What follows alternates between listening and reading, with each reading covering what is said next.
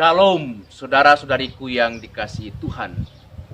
Selamat berjumpa kembali melalui channel Insani, Inspirasi Sabda Allah hari ini, Minggu 15 Mei 2022 dalam Pekan Paskah yang kelima. Tema renungan kita adalah saling mengasihi sama seperti Kristus mengasihi kita. Mari kita mengawali permenungan kita ini dengan berdoa. Dalam nama Bapa dan Putra dan Roh Kudus. Amin. Ya Bapa yang Maha Baik, syukur pujian kami sampaikan kepadamu atas kasih-Mu yang begitu besar terhadap kami melalui Putra Yesus Kristus. Kami pun Kau panggil untuk saling mengasihi sama seperti Yesus mengasihi kami. Itulah perintah terbaru yang harus kami hidupi dan kami hayati setiap hari. Demi Yesus Kristus Putra-Mu Tuhan Pantara kami kini dan sepanjang masa. Amin. Sabda Allah dari Injil Yohanes bab 13 ayat 31 sampai ayat 33a dan ayat 34 sampai 35. Sesudah Yudas pergi, berkatalah Yesus, "Sekarang anak manusia dipermuliakan dan Allah dipermuliakan di dalam dia. Jikalau Allah dipermuliakan di dalam dia, Allah akan mempermuliakan dia juga di dalam dirinya dan akan mempermuliakan dia dengan segera.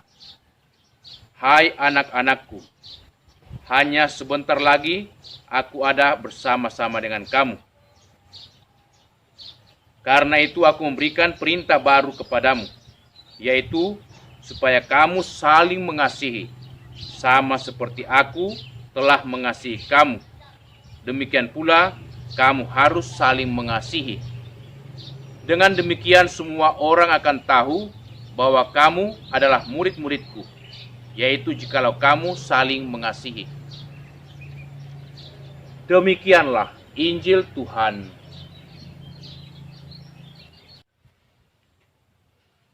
Aku memberikan perintah baru kepada kamu, yaitu supaya kamu saling mengasihi, sama seperti aku telah mengasihi kamu. Saudara-saudariku yang dikasihi Tuhan, hari ini kita mendengarkan wejangan Yesus yang terpenting, yaitu saling mengasihi. Yesus menghendaki para murid, orang-orang Kristen, para pengikutnya untuk selalu hidup dalam saling mengasihi. Bahkan ia mengatakan, inilah perintah baru dari Yesus. Inilah perintahku yang terbaru. Pertanyaan bagi kita, di manakah kebaharuan perintah Yesus ini? Kalau memang ini suatu perintah yang baru, apa bedanya dengan perintah kasih dalam perjanjian lama?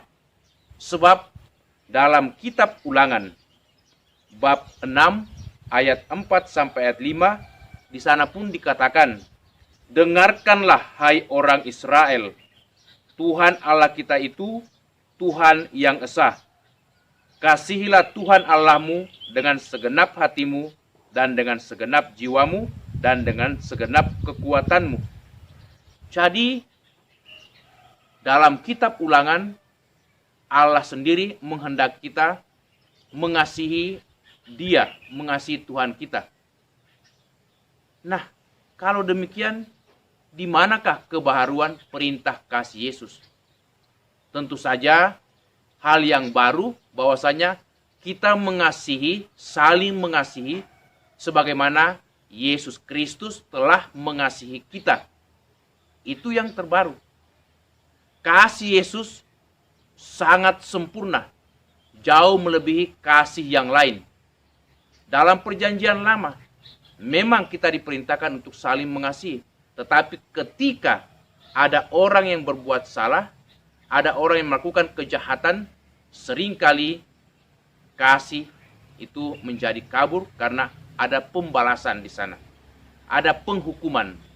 Tetapi Yesus justru menunjukkan kasih yang luar biasa. Hal itu ditunjukkan ketika ia mengalami salib. di atas kayu salib di Golgota, ia disalibkan dan di sana banyak orang menghujat dia.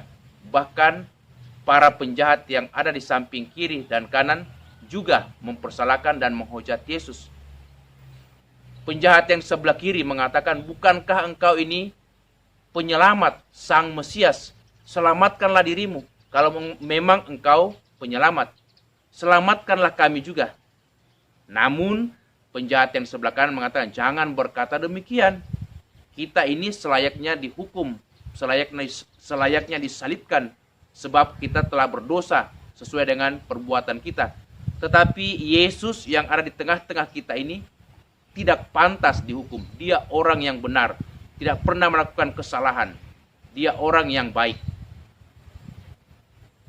Namun demikian, mengapakah Yesus disalibkan bersama dengan para penjahat? Apakah dia penjahat, termasuk golongan orang berdosa? Ataukah dia orang gila? Tentu tidak. Dia bukanlah orang gila, dia bukanlah orang penjahat atau juga pendosa. Tetapi dia disalibkan karena kebenaran. Dia disalibkan karena cinta yang luar biasa.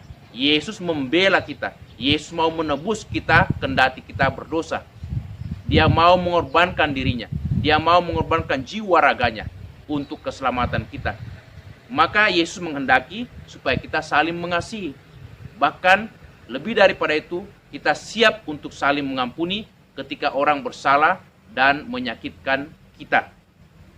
Itulah kebaharuan di dalam perintah ini, yaitu kita siap untuk saling mengampuni. Sampai bukan hanya 3 kali, 7 kali, tetapi tak terhingga seperti Yesus mencintai kita, mau mengampuni kita, kendati kita pendosa, bahkan pendosa berat, di mana penjahat yang ada di samping kanannya diberikan jawaban ketika ia bertanya, "Yesus, ingatlah akan aku ketika engkau datang sebagai Raja." Yesus mengatakan, "Aku berkata kepadamu, hari ini juga engkau akan ada bersamaku di dalam Firdaus."